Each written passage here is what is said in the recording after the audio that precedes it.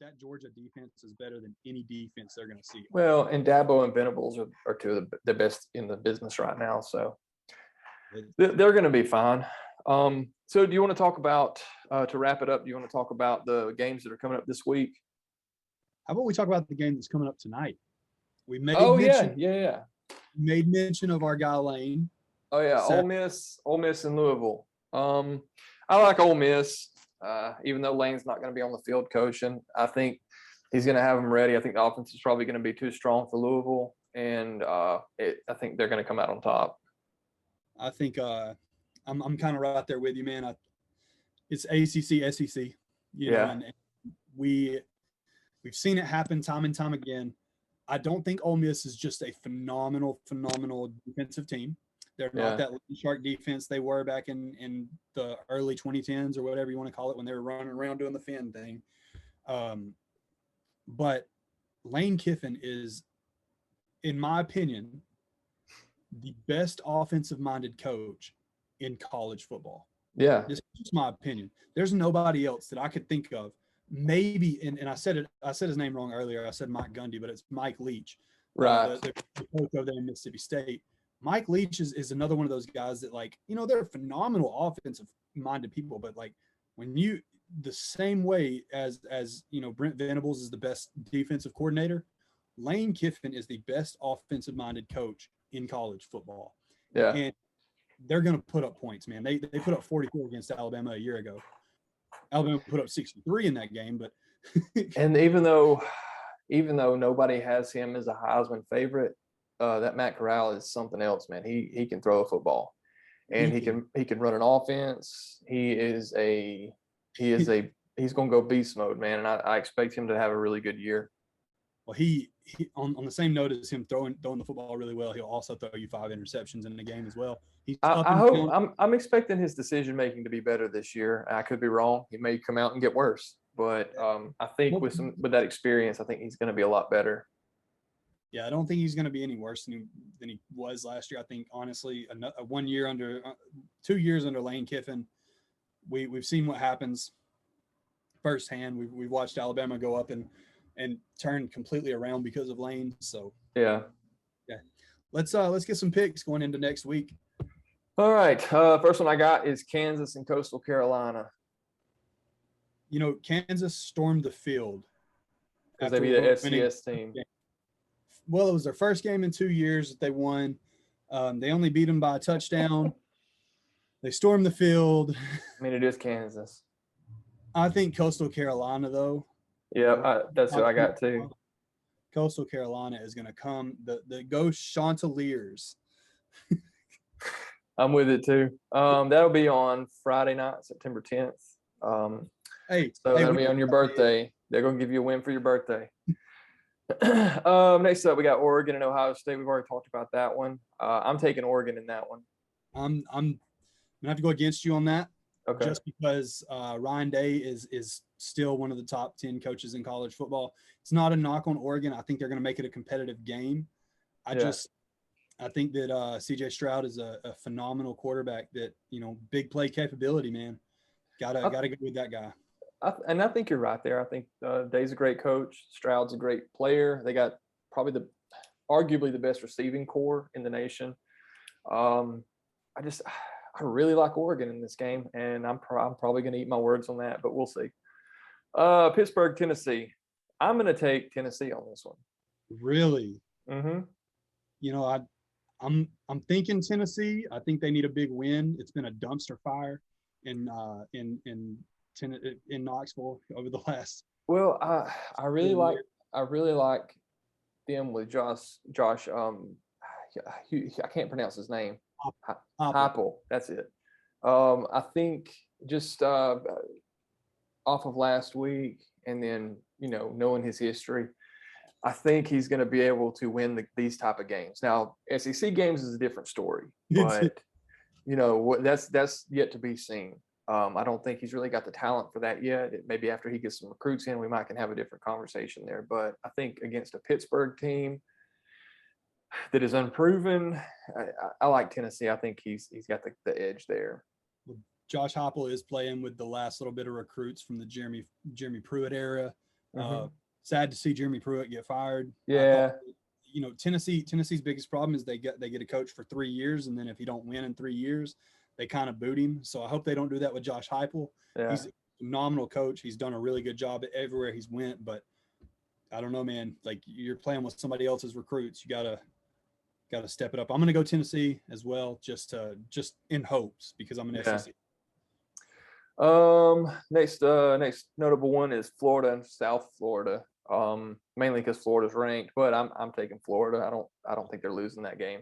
Look, they could go with Emory Jones, that Richardson kid, either one that they wanted to. That's the quarterback controversy. I don't think anybody was thinking Richardson was going to be able to play.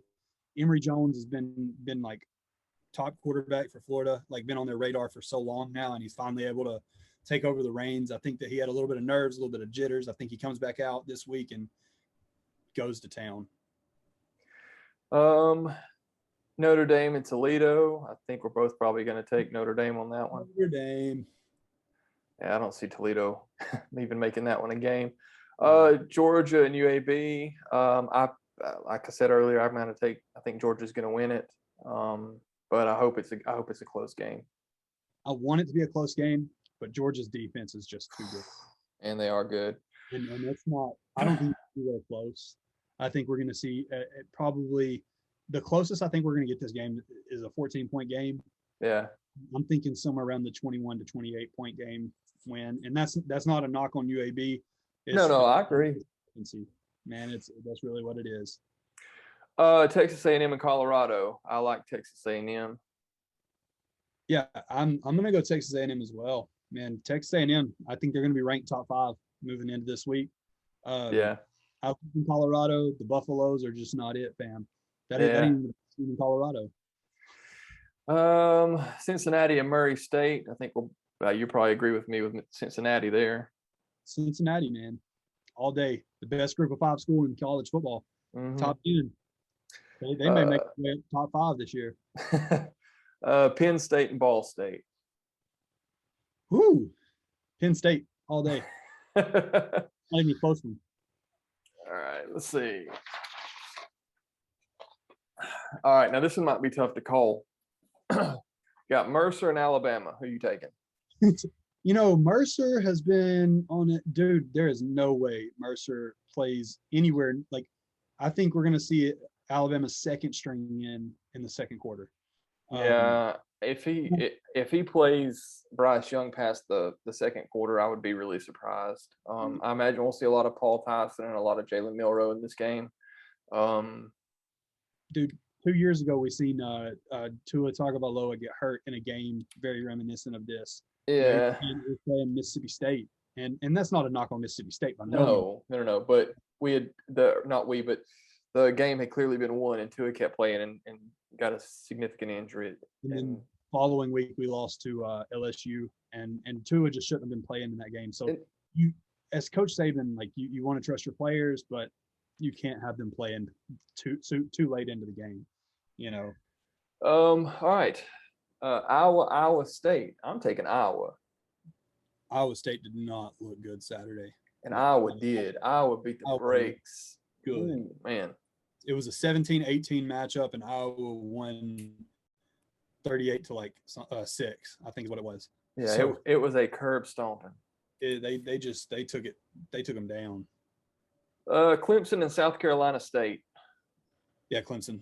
I think this is that tune-up game. It's going to help them get back on the track. I think it'll definitely get their feet back underneath them. They got to fix that O-line problem, man. Clemson does. Oklahoma and Western Carolina. Leading up to this week, I probably would have said Oklahoma all day.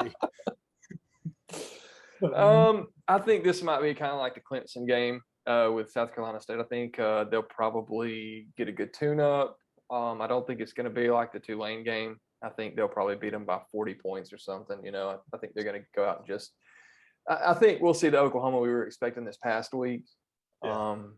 And Spencer Rattler will be out by the third quarter and sitting on the bench with 300-something yards and 3 or 4 touchdowns. I think we'll see the Oklahoma we were expecting by this week. Lincoln Riley's a great coach. He knows what he's doing. He's also only a year older than me, which makes me sick.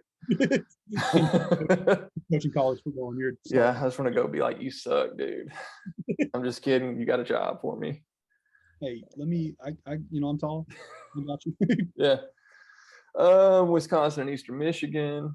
Yeah, we got to go Wisconsin, right? Yeah. I know they lost, but it was a close game of a top 25 matchup this past week with Penn State. So, yeah, I like Wisconsin. I don't even know who Eastern Michigan is. So they only lost by 6 to Penn State, man. Yeah, and I think too, it'll be a good game for them to work with their quarterback. Mertz had some really bad decisions at the end of the game that cost it. So, I mean, well, it didn't cost the game, but it sealed it for Penn State. Yeah. Miami has Appalachian State. I think we both know where that one's going. Yeah, dude. App State made a win of the century in the early 2000s. Was it Michigan? Yeah. I do not think that happens ever again. Well, at least not this weekend, no. Yeah, at least not this weekend. This Miami team, man, they were hard-nosed defense. They swarm the ball, like we brought up the numbers, dude. They just don't have it when it comes to the offensive side as Alabama does. Right. So I hate to do it, but like App State, you ain't got no chance. Yeah. Kind of like the other two we just talked about. I think this is a good tune-up game for Miami. It's going to help them get their confidence back up, realize, hey, we're not terrible, surely Manny Diaz will be like, hey guys, we actually played really well, but we can't let that be our defining moment. So next we got, and I think this is going to be a really good game. Texas and Arkansas. I'm going to take Texas, but I don't think it's going to be like a blowout. Look, Arkansas hired what was that dude's name? Sam what? I can't remember the coach's name. His first name Sam Pittman. That's who they hired. And this is Sam Pittman's second year. Texas is about to move into the SEC. Them in Oklahoma, we made mention of that.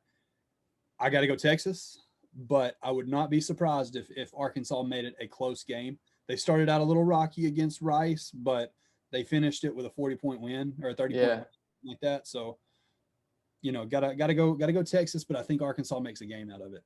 Yeah, I like I said, I don't think it's going to be a blowout. I think it'll probably be a relatively close one. I just think that they have the coaching edge and probably a little more talent on the roster, and that's what's going to make the difference in the game. I'm going to say Texas by 7 to 10. In a close nail biter. But then again, Arkansas may come out and beat them by 30. Who knows? Dude, I don't see it, but I watched an Arkansas team a few years ago put up 30 points on a really good Alabama defense. That was what was his name? Golly, can't even remember the dude's name now.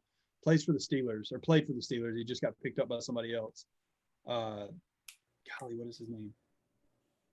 Anyways, I watched Arkansas put up some points against a really good Alabama defense. I wouldn't be surprised if they could do it again.